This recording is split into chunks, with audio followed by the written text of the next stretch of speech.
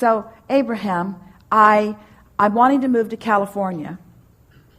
We're going to replicate what you said in an exaggerated way, okay, and show what we would do in an exaggerated way. Mm-hmm. Abraham, I'm living and we're going to speak the vibration that you were presenting, whether the words were there or not. Mm-hmm. Abraham, I'm living in a place I really don't want to be, was the first vibration that we felt very powerful. Mm-hmm. I'm living in a place that I really don't want to be, and I've found another place that I do want to be. Now, found another place that I do want to be seems like a positive statement, but it wasn't the dominant vibration. Right. Can you feel that? Mm-hmm. Our friend earlier asked, what's my dominant vibration? Wasn't the dominant vibration. The dominant vibration is where I don't want to be, mm-hmm, where I don't want to be. And so then you held back. You didn't say some things because you realized that we would climb your tree about it because you've witnessed other things. So you held back, but the vibration was still there. Mm-hmm. So now you're wanting to say it better. So I like the idea of being someplace else. In fact, I like the idea of being in California, but you're still saying, I don't like to be here. I don't like to be here. And then you said, but then I found some positive aspects about where I am. But that vibration wasn't much improved because I found some positive aspects in this place that I really don't want to be that made it less unpleasant to be in this place that I don't really want to be. Still the vibration that's going on. And so because I've found some improvement, am I making progress? And we say, well, of course that's progress, but it's not noticeable progress. It doesn't feel, you don't feel any real enthusiasm. Things aren't really unfolding in a really powerful way. Oh, you got some movement, but not enough movement to really make any difference because the movement that came brought with it other things that really didn't move. Mm-hmm. So while it shifted a little bit, and we say, still, not enough has changed to make any real difference in your experience. Mm-hmm. Something more has to happen. And that more thing that has to happen is you have to more consistently get into that vibrational place that feels good, which means, from our point of view, we would try, if we could, to stay off the subject of the moving at all, because when you focus upon it, all you do is activate it where you last left it. So every time you talk about that, now this is really an important thing to understand. Abraham, I thought you said that we are the creators of our own experience, and I thought that you were encouraging me to be the deliberate creator of my experience, and yet you are discouraging me from thinking about this thing that is important to me. And we say, yes, we are discouraging you from thinking about this thing that is important to you because you've got a habit of thinking about it in a way that doesn't serve you. Mm-hmm. So every time you activate it, you activate vibrations that don't serve you, and then you try to overcome them, and then you get frustrated, and then. So Abraham, what are you suggesting? If I'm the deliberate creator of my own experience, then what should I be thinking about? Anything that feels good. Does thinking about where you are in relationship to your move feel good? Not really. It feels like hard work. It feels like I'm not ready. It feels like, well, then don't think about that. But it's important. This topic is important. Shouldn't I think about important topics? We would pick the importance of the topic based upon the way it feels, not based upon its problem-solving qualities. We would pick the importance of the topic by the way it feels. So you're saying that I have to basically think about things that are sort of boring, things that don't matter to me so much. Boring doesn't feel good. We're not saying boring. We're saying something that feels good. Is there anything that you could think about that feels good? Well, if you can't find it now, then that means you've got to start in a more general place, and you've got to start first thing in the morning. So you think about something that doesn't have any teeth in it. You think about, is there anything in your experience that you really feel good about? Do you like the feeling of fall? Are you enjoying the different smell in the air? Do you appreciate the cycles of your planet? Do you appreciate the holidays that are coming, or the feeling of the holidays, or the socialization around the holidays? Now, we might be stirring up more trouble than we are soothing with all this. But you know how you feel about it. In other words, does pumpkin make you feel good? Do you like it when Starbucks gets the pumpkin drinks? Do you like that? Is that a good... Well, now we hit on something that really feels good, didn't we? Something that you find something that feels good. Do you like the feeling of fall in the air? Do you like the splendor of the leaves turning color? Are you happy that you live in a place where you get to see that? Do you like living in a place where there are seasons? Do you believe that your appreciation of life is heightened by the difference of those things? In other words, we're just sort of reaching around, helping you reach around till you find something that feels good, until you find a touchstone that feels good. And when you find it, touch it, milk it, stay there with it, talk about it, think about it, not for the problem-solving faculties of it, but for the momentary pleasure of it. This is the thing that we've been leading to all day long, and this is the perfect discussion for us to culminate with, is that if you're reaching for the thoughts in order to solve some problem, to make the moving easier, or to get more money into your experience, or if you're reaching for the thought with the ulterior motive of solving a problem, then you're sort of missing everything that we've been talking about here today. Where if you're reaching for the thought, for the life-giving, good feeling, and those words mean the same, the life-giving, good feeling moment of the thought, now you're really onto something. So I'm not thinking this thought to get me to California faster. I'm thinking this thought because it's a pleasurable thought right here and now.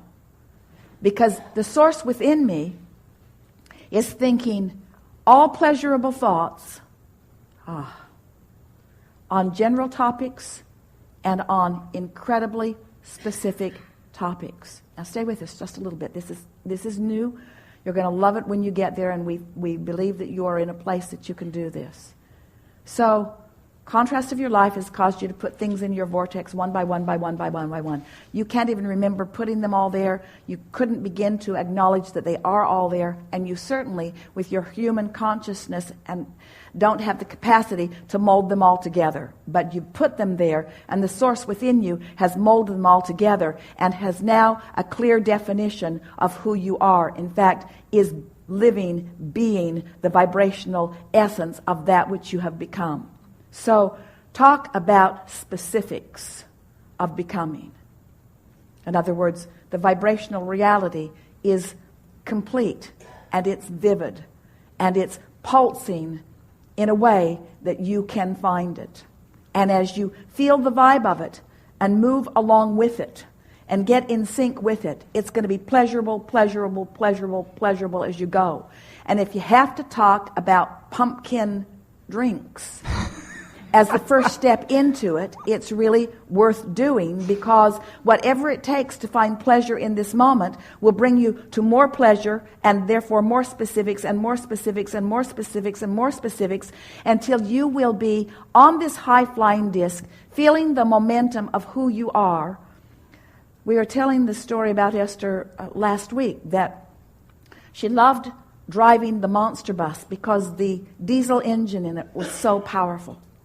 And she has an Audi R8 that has an engine that is so powerful, and in proportion to its dimension and size and weight, this is a powerful machine. And when Esther gets out on the roadway in it, she loves the open road because the lower gears are necessary, and she understands that, but she can feel the vehicle laboring in those lower gears. And when she gets out onto the open road where she can just open it up wide with no concern about the policeman who can't find her because she's in a different vibrational frequency than they are, and just feels the power of that machine wide open, that's similar to the way it feels when you get on this high-flying disc and the energy that creates worlds is flowing through you.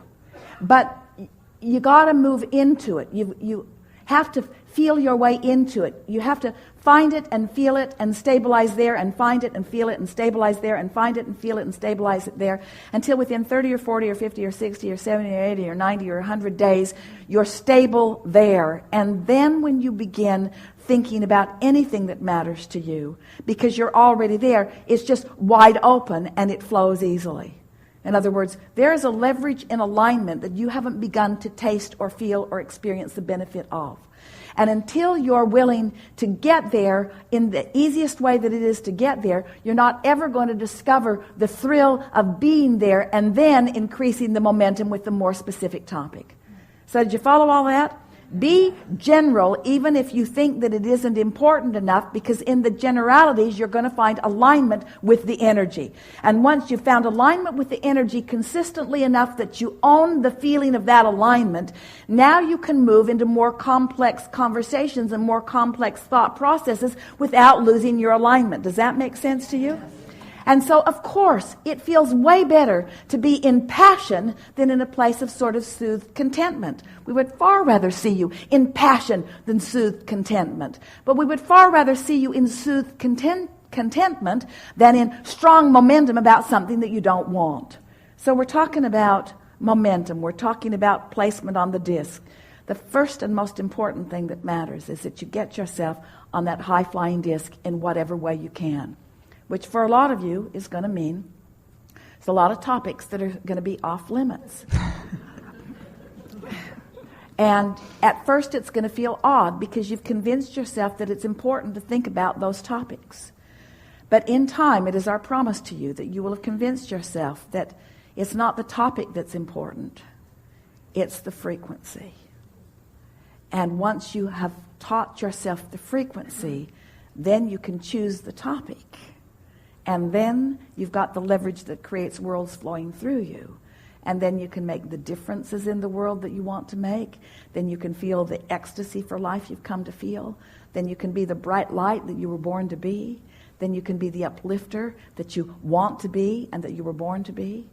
Then you can be the happy person moment by moment. Then you can be the person out anywhere with anyone at any time doing anything, loving life. Then you're not putting yourself in the corner of guardedness. You're finally free, you see. It's a vibrational freedom that you've been looking for. And you are so close to owning it. Just play with it just for a little bit. And expect that these words that Esther has so purposefully matched to the frequency of our meaning, trust that these words will be matched by your own personal experience. And then and only then will these words that your ears have heard today have meaning to you.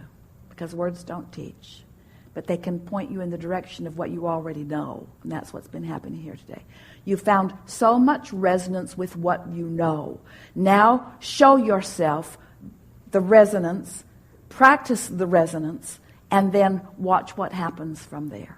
And then, should you try to explain it to others? Not till you're solidly there.